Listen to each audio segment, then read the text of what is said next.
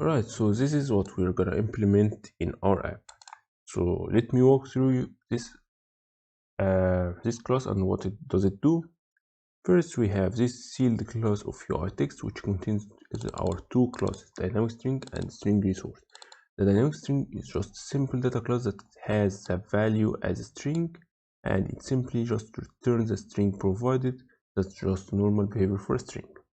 And we have another one which is called string resource, which takes a string resource ID, that's what we're gonna need to pass throughout our layers, and it also has arguments that's being provided to the placeholder in the resource ID.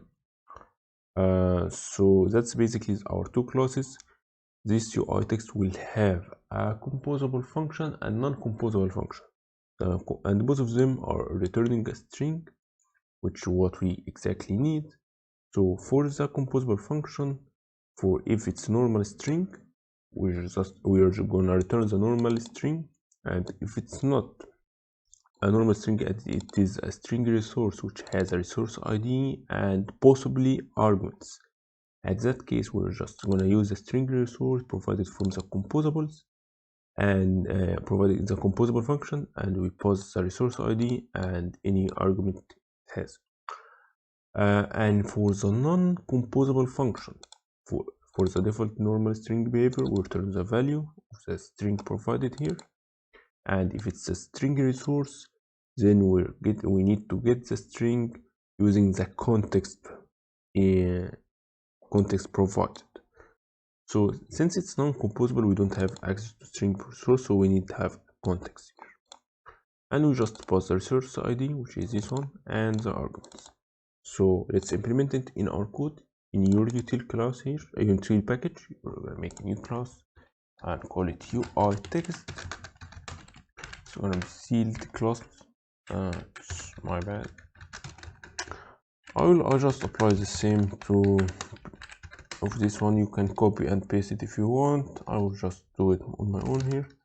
Data class dynamic string, and it's gonna be value. It's gonna be text string. It will return UiText. We will also make another class. It's called string resource, and this string resource is gonna be a string resource value resource ID of type int, and the other one we hold var args, and it's gonna be args of type any. It's gonna be values, and we return UiText. Now we need two functions, one for the non-composable function and another for the composable function. This one is going to call it composable, and we want to return a string. So for the dynamic string, if it's a dynamic string, then we're just going to return the text provided, and if it's string resource, I'm just gonna return a string resource and pass the resource ID and the args in this app, and we need to spread the values in this var args, and we won't actually return this one, so I'm just gonna copy this one and paste it here, and I forgot to return the type. And this one I'm just gonna take context and gets it's not string, it's context, get string, and we'll pass resource ID, and I will pass the arguments in. Alright, now we have our class ready. This is provided from Philip, so shout out to Philip again, he's a really amazing developer. Who subscribe to him.